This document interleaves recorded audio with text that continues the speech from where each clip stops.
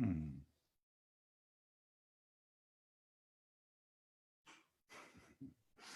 all right. Here we are.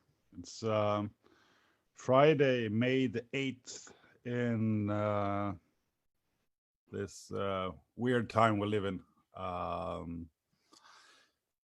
And what I mean is that if we one day look back on these videos, it would mean that we are looking to various stuff we did to pass time as we went through the greatest pandemia of recent years. And it's kind of fascinating, to me at least, the fact that this abnormal circumstances that we're in all of a sudden is the new norm. This is get used to whatever, and we as people are extremely adaptable, and both as a collective, I suppose, nations struggle to deal with this, continents struggle, and it goes even down to us individuals. We come to terms, and the unnormal becomes normal, and we start to cope in various ways. This is not going to be a philosophy hour, though it will be slightly different from the band chats we've done previously, because we felt as a band that, hey Roger, that we don't have new stuff to talk about every week, because basically, and hello Wendy, because basically we all live in, just like I guess like most of you guys do, in bubble, where not so much new stuff is happening. And I described it today, and I usually do, as you know, an eternal Tuesday. You wake up, you do stuff, and of course it becomes normal, yet it's very unnormal, because not much new exciting stuff is happening. Hey Jacob, thanks for joining us last time. So as a band and as a collective, we not much new stuff is happening really, and so we felt we will do that now and then. But I do this also in order to vent, I guess. So I'll keep bothering you guys until no one shows up, and then I'll keep doing it. Now, hey Mats. But it's great actually to see you guys, and it will be slightly different this time, because now it's just you in the chat and me, and so we'll see what gives. And I'm new to streaming stuff. I'm no radio or TV personality. I'm a black metal musician or extreme metal musician who normally I'm pretty used to being in a rehearsal room and write stuff. But I think in times like this, we need to find new ways of communicating and reaching out. Hey, Patrick, good to see you too. And Mats has been been around the chat a few times. And actually, since now I have time to delve into stuff. Mats, who is also known as Noob, was the drummer in the first band I was part of forming in 1990. And that band became Toxic Breath. And we started, as most bands do, by just playing covers. And we had a pretty diverse repertoire of covers. So we started with, what we thought was Metallica tunes, like Last Caress. We later on found out it wasn't really Metallica. Metallica covered it, so we sort of covered a cover. But we did that. We did For Whom the Bell Tolls, but we also did Guns N' Roses covers, like Knockin' on Heaven's Door, their rendition of Dylan. And we started to write original material ourselves. So it's like... pretty quickly, we wanted to play thrash or extreme metal. We didn't know how, but we bought like 2 bass drums eventually for the drum kit, and I started growling. And that band, we did quite a lot of, in those days actually, did live shows, and you got paid for it. more than NETHERBIRD gets paid today. Not true, but almost. But there is, since Mats is here in the chat and some of you other guys too, I will, nothing sacred. Well, Mats, maybe it is. But since you guys are here and it's like 20-ish of you, I will tell a story about how things were in the early 90s. So in the early 90s, I was 15, Mats was 17, the other guys were like 16, 17. And of course, we're on top of the world and we're the best band in the world. But we had a booker in those days, a guy actually responsible of driving us to the gigs, setting up the PA and booking gigs. His name is Peter. And eventually he grew fucking tired of us because we were, you know, such big rock stars and shit. But actually he called us up. I think he called me because in those days we had landlines, you know. So he called me on my parents' landline and said, yeah, there is this band that called Nirvana, and they're gonna play in Nässjö. And I was like, fuck yeah, Nirvana 2002, Oscar Sävström's band, they're fucking awesome. Because we had the demo. And he's like, no, I don't think there is a number, it's just Nirvana, and they're not Swedish, they're some sort of American band. And we're like, American band called Nirvana? Yeah, well, you know, accidents happen. There is this great Swedish band called Nirvana 2002, but sure. So me and Mats, we realized, you know, you did, in those days you didn't just say yes to a gig. You researched, because, you know, you don't want to be associated with shit. So we went to Skivan's record store in Nässjö in Småland, where we grew up, and we started to go through, and we found actually an album with this band Nirvana, and it was called, we thought it was called Sliver or Silver or whatever, but it was one of their bands, so maybe it was Bleach, doesn't matter. So we bought it and we took it home and we listened to it, and it was the worst shit we ever heard. No death metal, no thrash metal, just awful pop rock. So I called up our booker and said, fuck, no way, we can't gig with this band. I mean, it's utter shit. And we heard them, so I mean, we know what you're speaking. It's like, yeah, but fuck, I think it could be, you know, big thing. I've heard good stuff, and you know, they're touring, and you should do it. It's like, okay. And then they released another album called Nevermind, and that tour was canceled. So, but we almost canceled a gig on Nirvana for not being the right Nirvana of Stockholm, Nirvana 2002. Otherwise, we might have had some Kurt Cobain stories, and I think they would have felt it was an awful association rather than us. But in any case, and we didn't even know what it was. We thought this was called sub pop, this genre that they were playing. We later realized that was like the label, but until somebody told us it was grunge, we thought it was a sub pop band in the sub pop genre. In any case, bands like Nirvana don't call ever so often anymore, but it was good times. So it's great to see that you're here, Mats. And later on, we progressed from doing thrash metal and declining Nirvana gigs to forming a trio called Sickness. We released a demo. I can link it. It's on YouTube actually, and also saw it on Discogs, so you can buy that demo for 500 euros. But accidentally, I actually have a few, so you can get them from me for 350 euros. Like, you can talk me down to. In any case, the fucking shit, it's available on YouTube, so why buy it? But it's fun.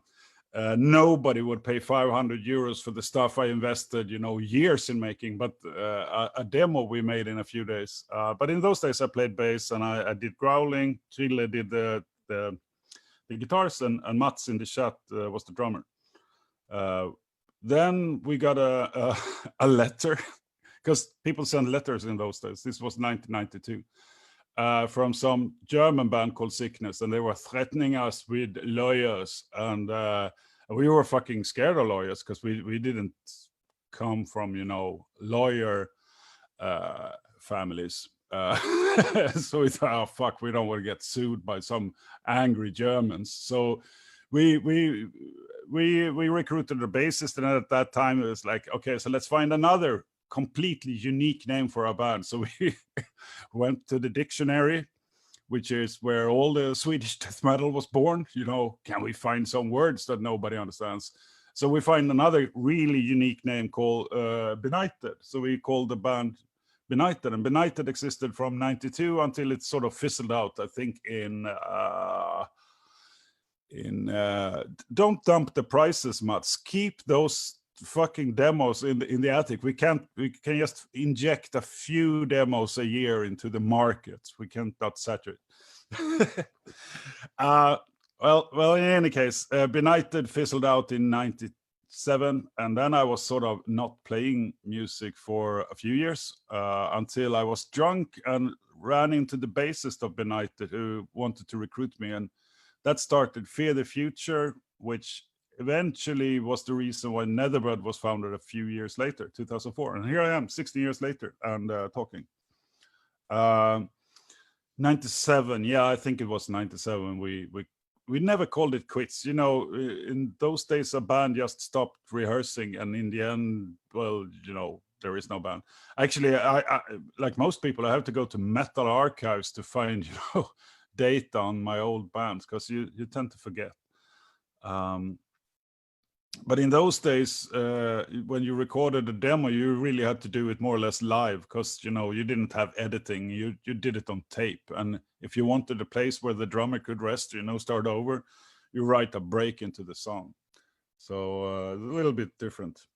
Patrick, Fear the Future. It's a band I haven't been speaking so much of, but we did one album. We did a demo that I'm really proud of, and that's not available anywhere. I should put it out somewhere. And then we did an album, and we recorded it in a fairly legendary studio in Sweden called Sunlight. And Sunlight Studios, for those who don't know, you should look it up, because not all, but most of the, you know, really important Swedish death metal albums were recorded in Sunlight Studios with Thomas Skogsberg, the producer. Just having some lemonade here. And since I'm just freeforming here, Thomas Skogsberg, the producer, he was like the sort of the household name in Swedish extreme metal in the 90s. And the Swedish death metal phenomena was, of course, was also met with the American extreme metal or Florida extreme metal phenomena with bands like Obituary, Deicide, you name it.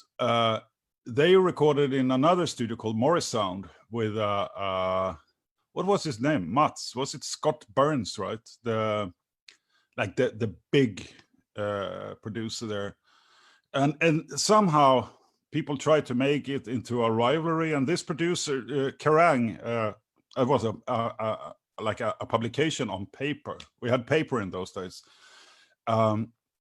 They did this side by side. You know, they wanted, you know, to have the quarrel of the legendary death metal producers. So they interviewed this American guy, whose name I think is Scott Burns, but there was also a few other guys in Morris Sound. And he just blasted Thomas, you know, like a page of, you know, insults. You know, it could have been correct or incorrect, but he had a fucking opinion about Thomas, and he didn't like him. And then Kerrang, of course, turns to Thomas and asks him, yeah, so what's your opinion? He's like, but who's that? He had no idea. And since I've been working with Thomas, I know that's not, you know, he's not pretending. He just doesn't remember stuff, because he has met so many bands and he's been in this scene for so extremely long. So for him, it's, I don't know. And he's more of an artist. So he's not really competitive in that sense. He does his shit, and he really doesn't care so much if if some American is slamming his productions, because he's pretty happy with them anyway. So that was fun. And yeah, Thomas, you can say so much, and of course discretion. We don't speak much, but I know because I was so fucking impressed to meet him when we were there, and this was much later. But still, you know, for me, just to walk into the room where, you know, Entombed and Dismember and these bands had recorded, to me that was a big deal. So I mean, you ask him, it's like, yeah, but didn't, you know, Old Man's Child record it? He's like, yeah, No Man's Child, yeah, I think they recorded. They had this drummer, right, who was so big. Like, yeah, fucking Gene Hoglan. Yeah, maybe that was his name. I don't know. I didn't like his snare drum, so I switched. I switched the drum head at night when he wasn't there. It's like, okay, so you switched the drum head of Gene Hoglan's drums. Yeah, you know, whatever. So he's like super unimpressed, and that's fun. Patrick, yeah, the Fear the Future album, it didn't turn out great, I have to say.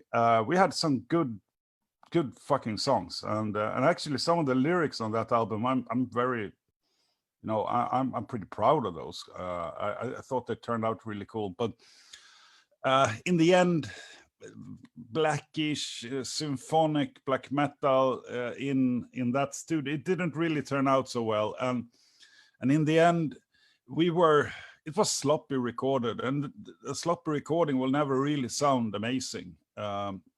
We tried to do all sorts of things to make it sound okay, but in the end, no.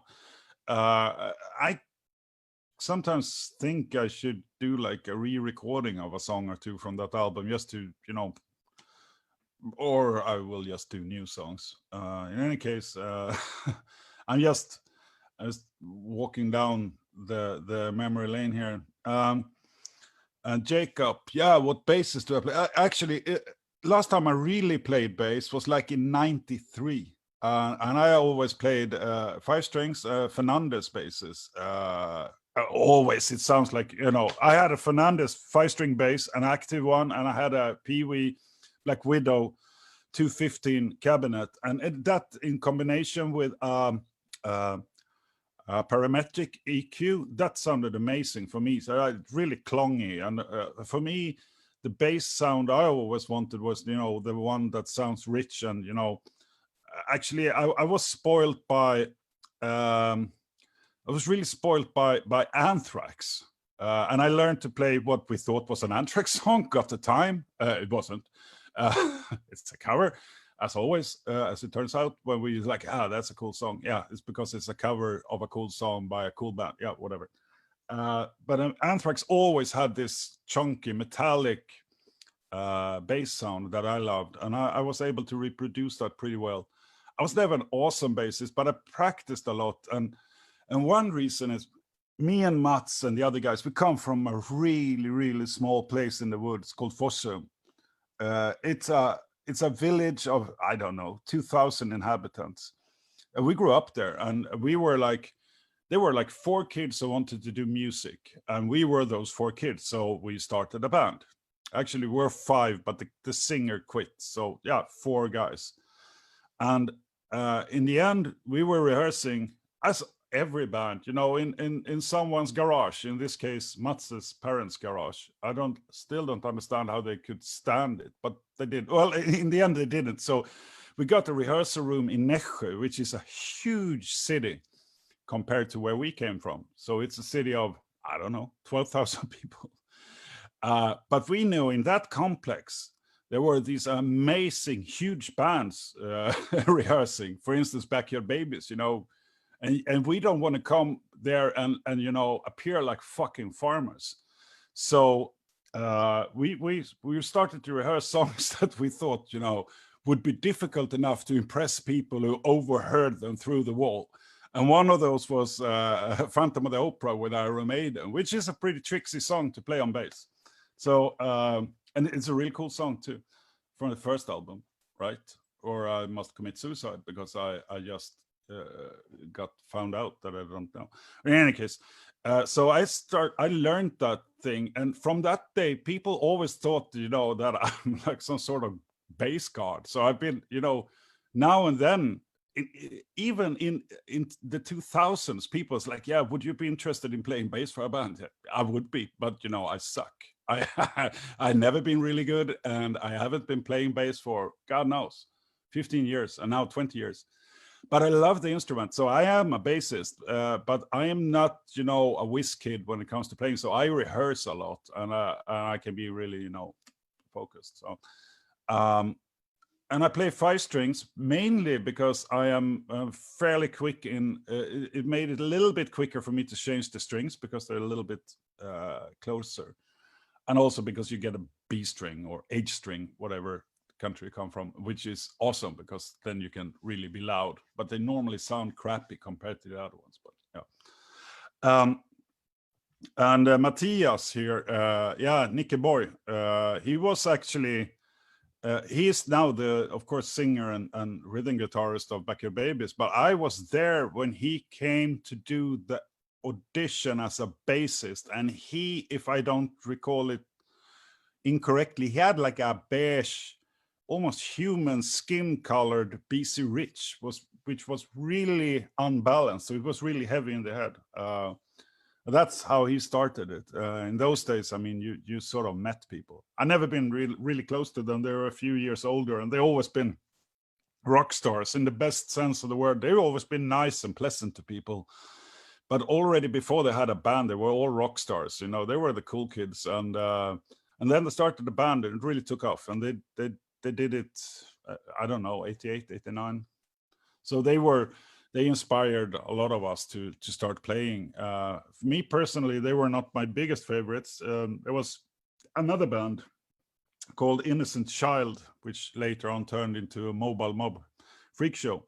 That band, to me, is still, I think, the most influential band ever. They made me want to play, you know, hard pounding music, but they were more Sisters of Mercy, Fields of Nephilim inspired metal, but they really had something. And I to this day I'm pissed that they never got the recognition they so much deserve. And I think I'm not the only person who's been really inspired by them. Really cool guys, nice guys, and they really created unique music that I think one day will be recognized for what it is. And I was actually asked by them if I wanted to play bass, but I chickened out because I can never play with these amazing musicians. Maybe I could have, but I didn't. And I live to regret that, because that would have been fun. But yeah, I never thought too highly of my musical skills in that sense. I always try to work with people who are much better than I am. I can talk a lot, and I can write lyrics, and I can do vocals, but all the other guys in NETHERBIRD, for instance, are way better musicians, and that's a good thing. God, I'm speaking a lot. Pinnen, yeah, the rehearsal place where we all started out, that was Pinnstolsfabriken, the Pinnen in Nässjö, and that is, or at least it used to be, almost a legendary venue, because there were all these rehearsal rooms that you could get almost for free. And there are so many bands rehearsing there, and a lot of them really good, actually. And there was also this really good stage with PA, and you had those venues all over the place. So you could basically tour 30 small cities in Sweden in a month and do something really cool. That is pretty much gone. I guess they were all funded by the municipality and lost money and stuff. But for upcoming bands, that was really cool. Also, that city, Nässjö, they do something called Pop in the Summer Night, which sounds really silly, but they've done it since the 70s. And every Thursday, they put up a pretty big stage, and they give a local band, and now I've seen some national touring bands, the chance to play in front of, the city, more or less. So you can get 1,000, 2,000 people spectating you. And for a lot of bands like Backyard Babies and Toxic Breath and Innocent Child and all these bands, that was, a great place to, just get going. So that commitment from a municipality, it really makes a difference. And that's why there were a ton of bands in that little city, whilst in the bigger city, just 40 kilometers away, there were very few bands. So, I mean, the regional support makes a difference. I mean, bands don't rise from nowhere. I mean, you got to have I think you got to have like realistic peers that you can look up to, you know, bands that made it, or, you know, but who are not Metallica, but, you know, bands that you can relate to, and you can say, okay, so they did it. I can fucking do it too. It can't be that hard. So you need that, and then you need venues to play where you can get the chance to, you know, be a really shitty band and still get the chance to play. It shouldn't be always this, you know, you need to be extremely good in order to be booked, because then we end up in only, you know, these projects where amazing musicians come together and play. But sometimes we just need, you know, kids, girls, and guys who come together and try shit out, because then a new Nirvana or a new Godflesh or whatever can appear. I think sometimes it's just by not being so fantastic musicians, you have to try to compensate by being creative, and then you get Faith No More, perhaps, who are not bad musicians, but, you know, it's not the Yngwie Malmsteen school. Sometimes I think that is important. But I know, since, like I said in the beginning, in this Corona time, there are no pop in the summer night, and there are no gigs anywhere. And now, I mean, all festivals are canceled throughout the world, and we don't know for how long. For NETHERBIRD, that means that we have 0 gigs planned for 2020. It's all just, you know, it's gone, and it's the same for all bands we know. I know people who also manage bands. I mean, it's just, this year is a lost year, and there are bigger problems than, you know, that NETHERBIRD can't play. I mean, that's not a reason to, you know, stop the presses. This planet is facing, you know, bigger problems, but on a personal level, of course, it's daunting. And I'd say what really sucks is that we don't really know when things can start at any level. Of course, now the cap of gatherings in Sweden is 50 people. Okay, 50, that could be, you know, a really small, like I was in Tokyo and I found some local grindcore gig. And what I realized in Japan is that they don't give a fuck who you are. You got to pay entrance. And I had to pay entrance, and I got to see one song. And then the gig was over, 5 bands and 1 grindcore song. It's not a very, you know, it's not a lengthy period of time that I got to hang out and see that the local grindcore talents of Tokyo, but I had to pay.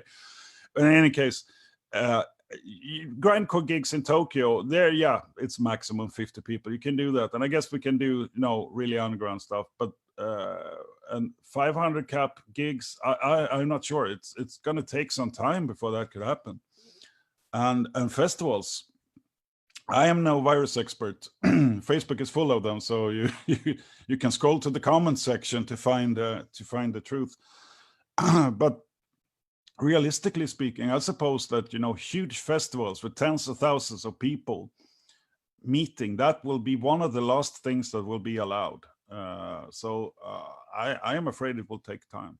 I mean, for everybody's sake, I just hope it's going to be, you know,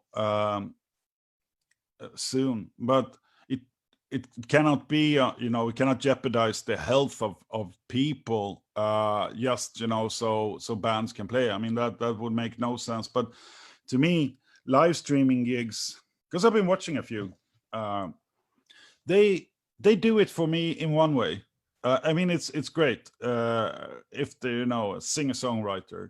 But metal, for me, it's not about hearing the songs, you know, in a shittier version than on an album, but still through my same speakers. For me, it's about, you know, the feeling of moving air and sweaty people and ecstasy and passion and stuff. And I don't get that on a live stream, but I get that, you know, if I'm a huge fan, it's better than nothing. Yes, it is. For sure, it's better than nothing, but it's far from the real deal. It's like watching really shitty softcore porn or the real deal. It's yeah, I don't know. But of course, it's better than nothing, I suppose. And what can you say? I'm just gonna read the chat. I am a talkative person tonight. Yeah. How many of you guys, and Alexandra, it's been a long time. Sorry, I saw there. And you're still in, are you in New York now or are you in San Francisco? Fuck, I should know that. You're in the US, I suppose. Well, wherever you are, you're staying exactly where you're staying, because we all do. Yeah, we did a cover of Napalm Death, You Suffer. It's You Suffer But Why. It's a good song. It's easy to learn. Napalm can be pretty tricky, but that one most bands can make out. Scum is a fun song to play on bass. And if you distort your bass like Shane Embury does, you can get away with a lot of stuff. He's a great bassist. I wasn't, but with enough distortion, I could mimic what he did a little bit. In any case, I've been talking a lot. How are you guys doing? Just, let me know something.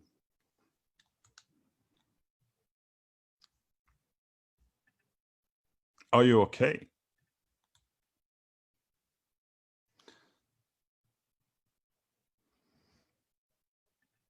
And I will be extremely professional because I have a guest, as you guys might have seen, and maybe that's why you're here. I would have been here for the guest, but I need to find the thing and send it to the guest so he actually can log in, which is a popular thing to do. Dun, dun, dun, dun, dun.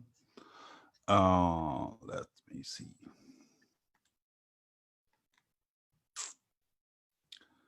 Da, da, da, da. And here we are. That should be, because when I'm using, as you might tell, I'm using Zoom. And Harris, who's a good friend of mine, will join us very soon. And we will talk a little bit about his project, which is Sodomisery. But we can wait until you get in here. So people are drinking wine. Magnus, good. I'm drinking, it's Guinness. Yeah. And let's see. Ipa sitting on the porch. Yeah, that's fucking good. How's the weather in Nässjö? Is it good? Very calm evening. Yeah, it's calm in Stockholm too, and it's cold, but it's not wintry cold anymore. Now it's like 15 degrees centigrade, which is at least decent. And this is, as always, it's interesting to try technology. So I will admit the guest, which is Harris. If this works, this would be great. Maybe it does, maybe it doesn't. I think I can hear you. Yeah. Cool. Is it fucking working? It is fucking working. Hey, Harris. Great. Hey, man. How are you doing? I'm talking. Yeah, well, you're pretty good at that, man. I had a few talking points, and I was going to spend some time actually give some good suggestions on, because every time it's like, yeah, give us some bands that you like, and I made a fucking list of bands that I'm gonna recommend, but I forgot, so I guess I got stuff to talk about next time too. But Harris, enough Awesome. of me. How are you doing? Is it okay? I'm doing great. Just came home from a long ass fucking run, so I'm about half dead, but we should work out fine, I think. Yeah. How long did you run? Because I know that you've gone from not exercising at all to running a fucking marathon, which is crazy. Yeah, well, you have to find something else than just drinking beers, right? I got pretty good at that, so I figured I would get better at something else. Yeah. And you strike me. I mean, I know you. I met you many times throughout the years. Mainly, we've been drinking together over the years. But to give an intro is that actually, I was contacted by you, and you said like, "Fuck, I'm about to start a project, and I've been asking a lot of singers, and they said no. Are you interested? More or less, no. Actually, you asked 2 guys before me who declined, and I was like, yeah, fuck yeah, I want to do that. That's the sale pitch. Yeah, that's true. And it turned out to be Sodomisery. Can you tell us a little bit about, the background? What was the thoughts? Who were involved first, and where are you guys at now? Yeah, sure. Well, I've been playing in like one band since I moved to Stockholm in 2007, and that was like 2008. I started playing in a kind of Cradle of Filth band called Lamia Antiteus, which was my first ever band here in Stockholm. So we were doing some gigs and shit until like 2010, I think. Mm-hmm. And we just got a record deal, and one band member said, well, I don't think this is for me, and we pretty much lost the deal because he was our key member. Okay. So that fucking sucks. Yeah. But yeah, fuck it. So I joined a band from Gothenburg, kind of a black metal band called Warheim. Yeah. And pretty much played with them for 3 or 4 years.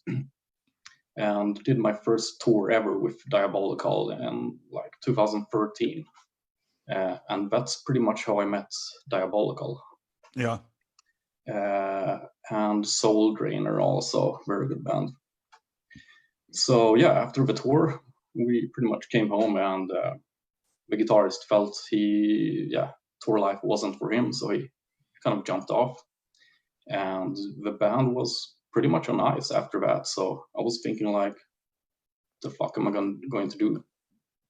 Like, first instinct is to, find some band that are really good, because I was a guitarist back then only, and I'm always searching for bands that are really good and pushing me to develop as a musician and guitarist. So I was searching, didn't really find anything. And it pretty much dawned on me that I had some ideas for Warheim, but really, didn't go anywhere. So I was thinking, fuck, I should really take the time and do my own thing, like. So started thinking like, well, okay, who who do I know? I need a drummer, right? I need a bass player, and I need a singer. Yep. So I think I talked to Per Johansson, which was at the time the drummer of Diabolical, a fucking kick-ass drummer, great guy. Really cool. And asked him, so I was kind of working with him in this warehouse where we were like packing dildos and shit, pretty much everything. And I just played him some demos and like, hey, would it be interesting to help me record this shit in the studio? And he was like, yeah, sure, sounds good. And having such a great drummer, I was like, okay, fuck, let's do this. So I asked my best friend that I was playing with in former band Lamia if he could play bass, which is Mr. Niklas Sandin, but today plays in Catatonia. And he said, yeah, of course, I'll help you. Yeah. So that also boosted me to like, fuck, this is going to be really great. So for the last part, I was like, okay, let's find a singer. That's always the tricky fucking part, finding a singer, right? I don't know. I think drummers are the most difficult. Singers are the most difficult people, but that's another thing. I can relate nowadays. But of course, it's good to have a drummer. But to find the right singer is really, really hard if you have some specific kind of sound that you want to achieve. There's a ton of singers, and a lot of them scream, but they don't really have any character, that would fit in my music, I felt. So it was really difficult. And I can't really remember how we met, but probably at some bar long ass time ago. Right? I would guess we have met at Kelly's. We have met several times, I suppose, at Copperfields, because that's where. But you never remember afterwards, anyway. Because you start a million bands in Copperfields, but you don't remember it in the morning. It's like, okay, whatever. I'm pretty sure about I met you a long time ago, and I checked out your band, and I had it in the back of my mind that shit, you're a really, really good singer, and I think you would really fit. What was really cool to me was that, you know, I've done mainly black metal lately, or like melodic mid-range stuff. Is that the demos you played to me were like, okay, so this is death metal. This is sort of back to my roots a little bit, but it also was in a style that I haven't done, because you're a very musically gifted person. So it was like a lot of rhythm, rhythm patterns and stuff in the vocals. I felt it would be a challenge, and I said that I will give it a try. But since you hired on Sverker to do the production, and he's really gifted as a producer, also in coaching vocals, because he's a great vocalist himself. So it was great fun. I don't remember, we took like, because it was an EP, 4 songs, right? So we did it in 2-3 evenings, the vocals, I think. Yeah, exactly. I don't think I was in the studio hardly at all, because I was doing all the reamping and shit. And I remember Per telling me like, okay, we're done with the first 2 songs, and I haven't even stepped into the studio. So I'm like, okay, that's cool. That's a good feeling. That's a really good feeling. But I remember it's going pretty well. I mean, I think it took like 2 days for you or something. It was quick. But it was, you know, it was good stuff to work with. It was really, I mean, if you're inspired, it helps. And I really like the stuff. And already from, you know, the very first demos were really, you know, it's promising. And that EP is out, but that's long time ago. Since then, you have really formed a band. It's not a project anymore. Can you tell me a little bit? Because I was listening to new releases last last Friday, and a second single came from your upcoming album. Tell me a little bit about it. It's cool. I didn't have any intention at all to create a band, because I think both you and I know how much fucking work it is to start from scratch, and just it's like starting a company, more or less. And, it is an awful company that never makes money and only makes problems. Yeah, exactly. So my problem is, if I'm going to start something, I wanted to succeed. I mean, I'm going to put 110% into this, and I wouldn't have started the band if I wasn't 100% positive we're going to play the biggest fucking festivals and tour with some awesome bands. I mean, that's not a dream or so. It's a fucking goal, and we're working towards it. So it was back in 2017 when I was doing a pretty odd session job for Diabolical. Mm-hmm. They called me up and said they needed a bass player for a few dates in Bulgaria and Romania, some festival gig and stuff. So I was like, yeah, sure, that sounds really fun. It was some awesome festivals as well. So went down there, and after like a 6-hour trip in a fucking Dacia, going over mountains, broke down like 5 times. I finally meet the guys. I'm still mad at the guys, because they said to me it would be a kind of an hour or 2 road trip, and it ended up being for me 12 hours, since the car broke down at least 4 times, and I had a few more near-death experiences. Oh, that's touring in the Balkans. And this is Balkan classic style. I mean, if you didn't almost die, you weren't there. Yeah, exactly. No, but I met the guys, and they had a bus driver driving them around in Romania and Bulgaria, Paul. So I was mostly sitting in the front of the vans, chatting with him and talking shit. And it turned out he was Sweden as well. So it was eventually, I brought up my EP that I had recorded and released the same year. And I think ever since I played it to him, he was like fucking nagging on me. Oh, you should really start a fucking band. I'm like, no, fuck no, it's too much of a hassle.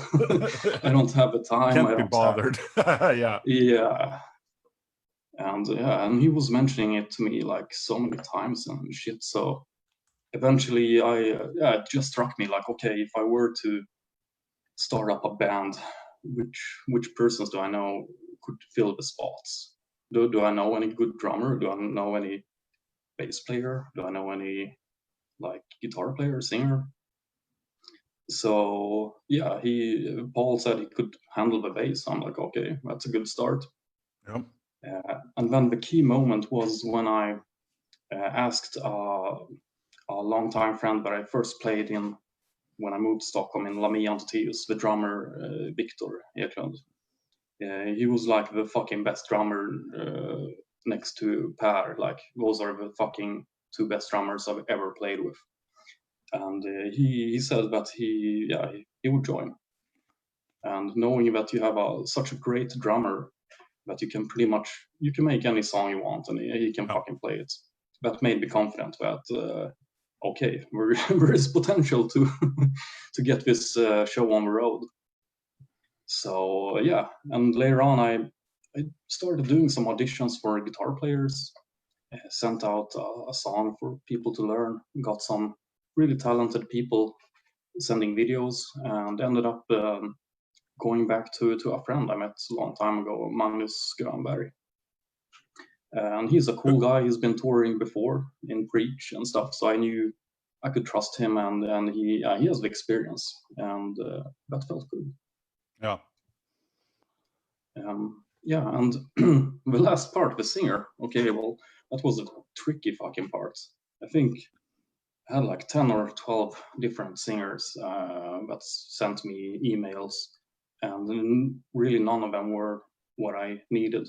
A lot of them were really good, but as I said, it's hard to find. I think I even asked you, and you said you were already playing in so many different bands, and I'm like, okay, I can totally understand that. So it's out of respect. I mean, the thing is, I as you know, I really like you, and I can't go in and do something half-assed because I knew that if you're gonna do it, you're gonna do it 100%, and I don't want to be the guy who's like holding you back, because I think there are so many other talented guys who could, you know, really benefit from having a chance to work with you.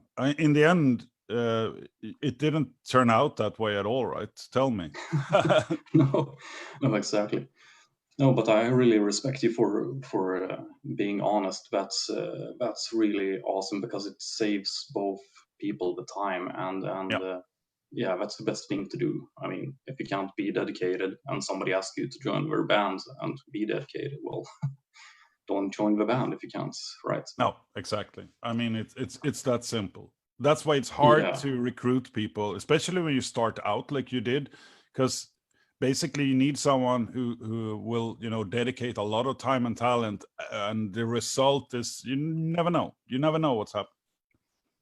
You're right. Yeah, exactly. Yeah, I mean, I think we've both been many other bands where band members have joined and didn't really anticipate they had the time, and dropped out in crucial moments when you're going on a tour or having a gig. They realize they have so little time and they're stressed and shit. So yeah. It's awful. I mean, so yeah, you need to find the right person at the exact right time. But the singer, you as it turned out, you already knew him pretty well. The singer, yeah, I think I would say I knew him pretty well. Never know how good you know him, but yeah, I think it was the late 2017 or beginning of 2018. I was rehearsing with the guys, and we were talking about singers and shit, and we were just rehearsing as normal. And yeah, we were just playing a song, and I was just trying to sing along and shit, because I already knew there's no chance that I can ever sing. I don't have a voice for singing at all. I never had any voice. And I have tried before when I was young to growl and do all kinds of stupid shit, and it just sounded awful. But this rehearsal, I just tried to sing along, and yeah, of course I couldn't hear myself, but you know, sometimes you just feel shit. I think that felt right Yeah. in the stomach, right? And I don't know how, but I just knew that I think I found the right technique to do it. So after we ended the song, I tried to scream a little bit, and I fucking managed to growl, and then I was like, oh shit, Yeah. it worked. And the guys were like looking at me like, oh shit, that sounds okay. It really does. Try It really does. yeah. And they're like, oh shit, so let's try to record that shit. Yeah. So my bass player Paul, he said, well shit, I have a isovox that you can bring home, and we can try to record you. It's actually the one right behind me. It's like a small box where you can just enter and scream fucking loud without neighbors calling the police. So yeah, the band came to my place, and I had no fucking idea what I was doing because I'm not a singer, right? So, but I pretty much had an idea how the pronunciation and stuff should be, because I look up to people like you and Sverker, really great vocalists that do those kind of vocals that pronounce the words and you can actually hear the lyrics. So I think that was in the back of my head when I was recording. And yeah, we recorded the first song of a new album actually, and everyone in the band said, "Well, this sounds pretty good, man. Yeah. You should, you should continue." So we came to the conclusion that okay, let's continue to search for a really great vocalist. But until then, I will try to learn more how to fucking growl and just practice a lot and feel if I'm able to do this, right? Because it also involves playing guitar. Yeah. For you, it's insane skill level guitar. You don't play simple stuff either. Yeah, so that was the part where I wasn't really sure how the fuck is this going to go down. But after a lot of fucking practice, I nailed one of the old EP songs, Plague, while I was singing. So that was my first step of feeling, shit, that's a technical song and I'm able to sing it. Well, I guess there's no limit, right? Yeah. And so I completely stopped thinking about doing easy riffs. No, I just continued doing hard riffs and just try to fucking practice. yeah. I mean that's key. And to be honest, I mean, I started out growling. There is one man in the chat, Mats. He was there. I didn't know how. Nobody knows how. I mean, you just start doing it, right? Yeah, right. And in the end, it's about honesty. I think you find, of course, it's technique, but it's also you when you find, okay, so this is my technique. This is what I'm doing, and it becomes second nature to you.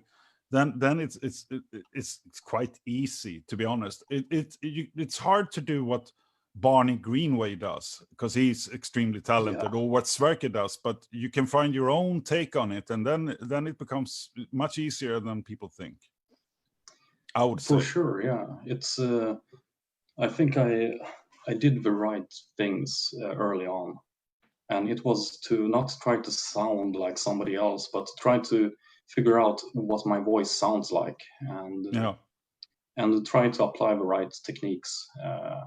And if I can sing for 20-30 minutes and it doesn't hurt and it feels pretty good, then I'm probably doing something right. Yeah, so. Of course. And that's the thing. I mean, when you do growl, if you find the technique, you can actually do it for quite some time. And because the thing is, you should be able to do it night after night, even when you got a cold, which you will have if you're on tour. So I mean, but in the end, you find the way, the right strength of, because I mean, if you scream your lungs out every night, you will lose your voice. So it's a matter of finding the right balance between being powerful and honest, but also conserve a little bit of, I mean, some strength. So Yeah, I got so much more respect for singers after starting to sing. Good. We should Because have a lot of respect. I mean, honestly, we are the most vital. No, kidding. But yeah, I saw you guys. One of your first gigs when you were growling in Linköping, if you remember. I played there with RIKET. Right, yeah, I remember that. That was fun. Yeah, already then you were convincing, actually. So it's you found your Thanks, man. Yeah, you found your way. But tell me, the album is coming out now, and Magnus has been in the chat giving some info, but also I think can you tell us, because there are 2 singles out, right? Right, yeah. When is the album coming? It's coming out this month, 22nd of May. Cool. So yeah, that's very soon. It's less than 2 weeks away. Yeah, it's a good feeling, right? Yeah, well, feels kind of unreal. It hasn't really sunk in yet where I'm releasing this album that I never had any intention of doing. No, but sometimes, I mean, things just happen, and it's just to roll with it. Of course, it's a lousy time to get an album out because I mean you can't really tour right now. But I mean, the album is, remember, whenever somebody hears the album for the first time, it's new to them. So an album is not old just because it was released, a year ago. It's still new to a lot of people. And Yeah, exactly. And I'm so happy that you decided to join me for this crazy little chat, because I think a lot of I mean the metal crowd is big and diverse, but we need to spread the word about bands we really like and people we really like, and that's why it's really cool that you took your time to be here. I'll see if there are any questions here. Of course, the pleasure is all mine, my friend. Yeah, and because this is taking back a little bit to where the metal scene was in the 90s, where you actually try to help each other out instead of, because it's not so much competition. Sometimes we do feel like we compete, but really there is plenty of space and plenty of listeners. So I mean, I really hope that Sodomisery will be a great success, and hopefully, I mean, I can join you guys on stage at some point. It would be really cool. Definitely, we have to fix that, man. We'll see. Have been thinking about how come there's not too many atmospheric black metal bands in Sweden. Quite a lot of melodic. And Harris, you're part of the death and black metal scene. Atmospheric black metal bands, we don't have as many as we have melodic black metal bands, but we do have a few. I would say atmospheric, I would say Mr. Misery is one band that I really like, but I will talk about them when I talk about, but they are cool. Yeah, they're awesome. They're really good. Any other suggestions on atmospheric black metal bands? Crap. Well, I'm a really wrong person to ask for music, because I hardly listen to music, to be honest. It's usually just put on something when I work and have it really, really low volume. But I'm lousy at discovering new bands. Yeah, and when I do, it could be really like fucked up bands, like some power metal bands or shit. Yeah, I didn't mean to put you in a tight spot, sir. I will also give it some thought. Atmospheric black metal, I would say. I mean, you have Luster, you have all of this. All right, yeah. There's quite a few. But I still think melodic black metal and like death metal, that's more the Swedish key for stuff. But yeah, it's well, I grew up listening to Arch Enemy, which was from the same city as me, Halmstad. Yeah, you're from Halmstad.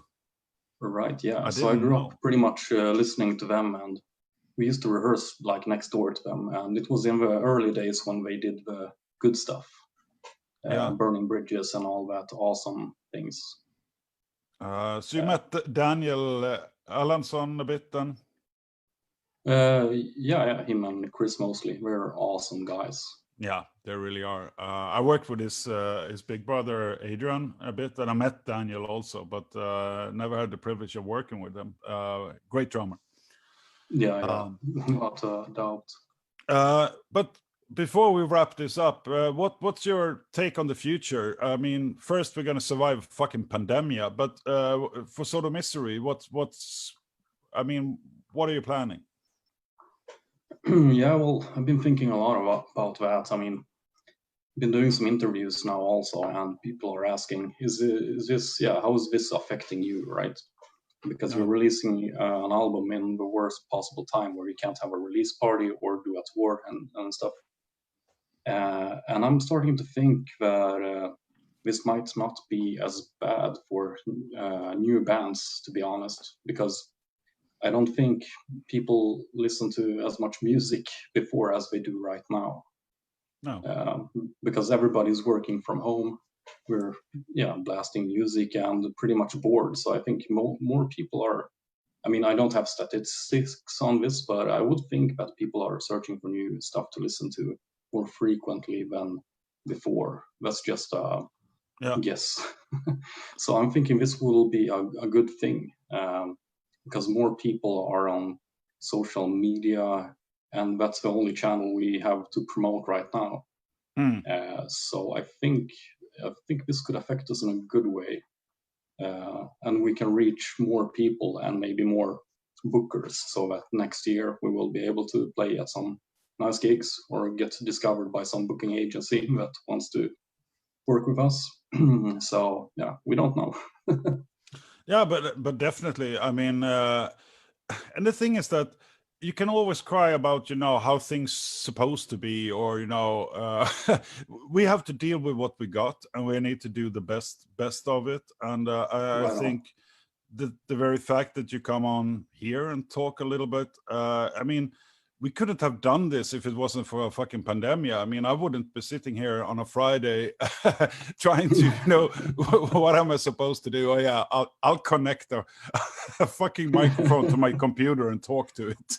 That's insane. So, I mean, this is more productive than going out drinking a lot of beers, right? It is actually, it is. I mean, it's great fun because, I mean, you and me, we don't meet as often as we should do, but at least now we get to hang out here, which I'm grateful for, and we'll do it more in the future, sir.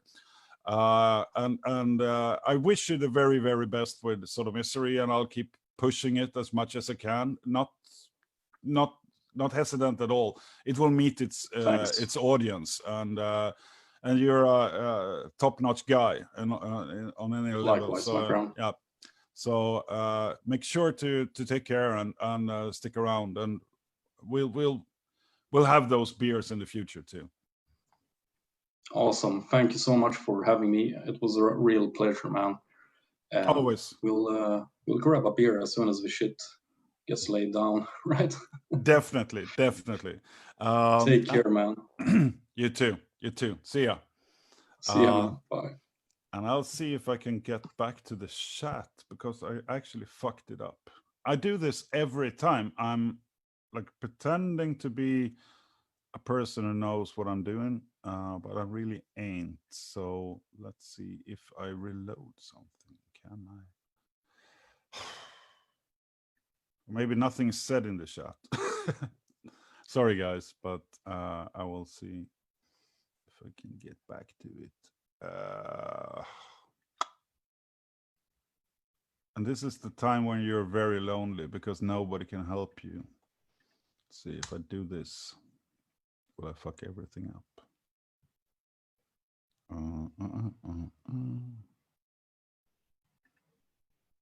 Don't think so.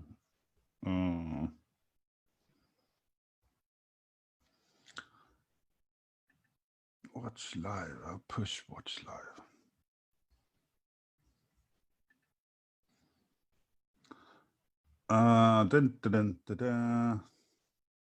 Let's see. I call everything hard rock. Yeah, Patrick. Well, in a way, I do too. I mean, I'm one of these guys who said, I don't really care about subgenres, and then I do. So I'm not as great big guy as you are, but I mean, it's all basically it's rock and roll in various shapes and form. I get that. Frederick, New Luster, Mr. Misery, 2 members of Sojourner live in Sweden. Sojourner. I really fucking love Sojourner as well, Sojourner. So it's really cool. Wendy, thanks. Patrick, thanks. Mats, see if you find something.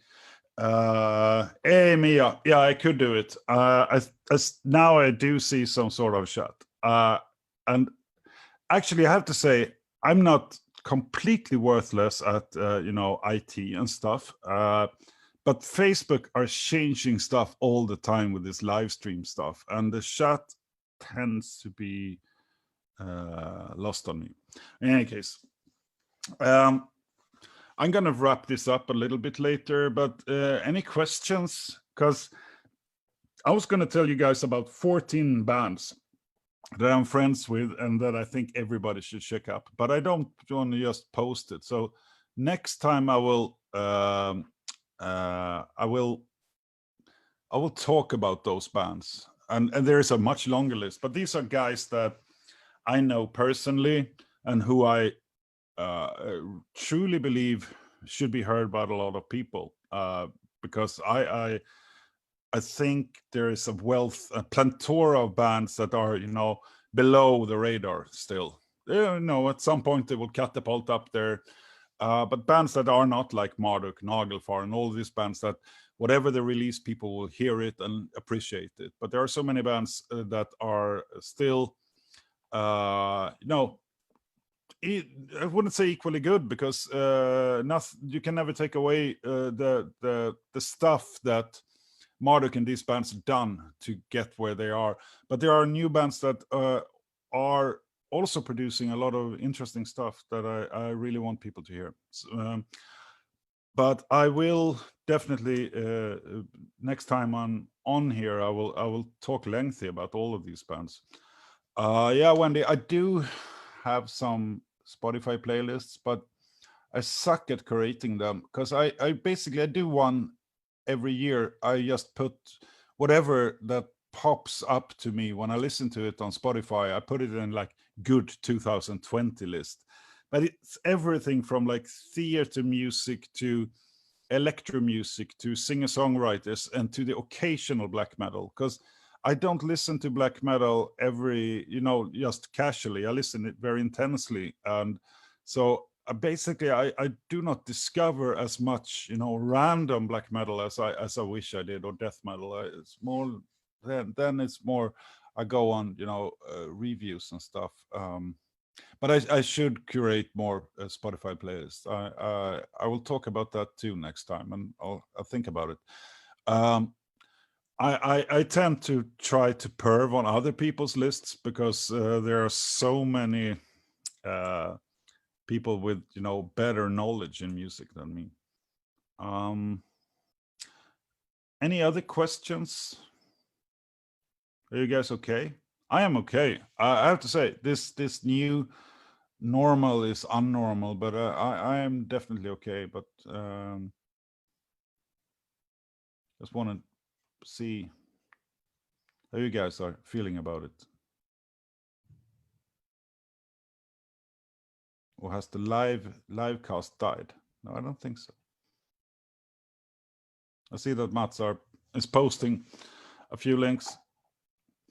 RIKET, yeah, because I'm in NETHERBIRD, which is like my main band, and then I have a death metal project or band called RIKET, and yeah, the EP's been recorded a long time ago. It's in the final stages of mixing, but we do everything ourselves, so it might be another month before it's out. Sorry for the delay, but it is coming. It's coming.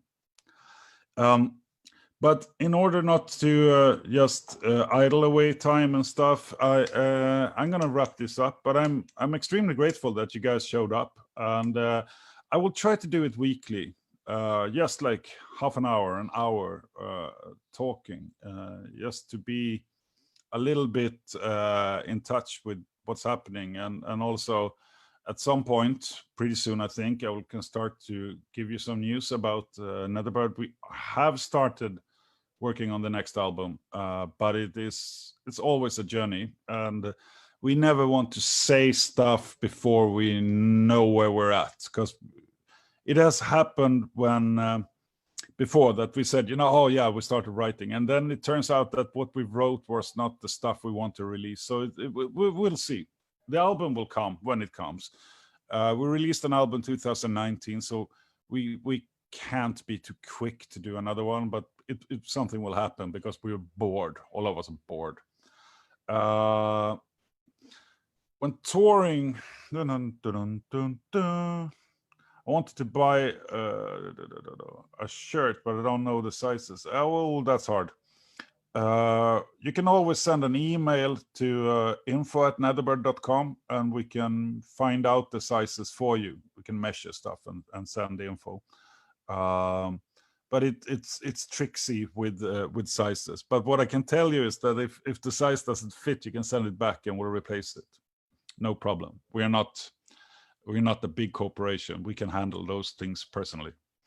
So, but when it comes to merch, sending merch these days is slow because there is not enough space in the airliners. Because normally a lot of post is going with passenger jets as luggage, or they pack it full with stuff, and since there are no passenger jets crossing the Atlantic, all deliveries more or less are done by sea. So it tends to delay everything like 2 weeks. Nothing we can do about anything about actually, but of course you feel free to buy our merch, but don't feel like you have to support us, because we'll get by. The money can go to feeding local nurses or whatever. So don't feel like you have to support NETHERBIRD in this time. We'll get by. But of course, we're always happy if people buy our merch, to be honest. When touring is not possible, does more effort go into writing new music?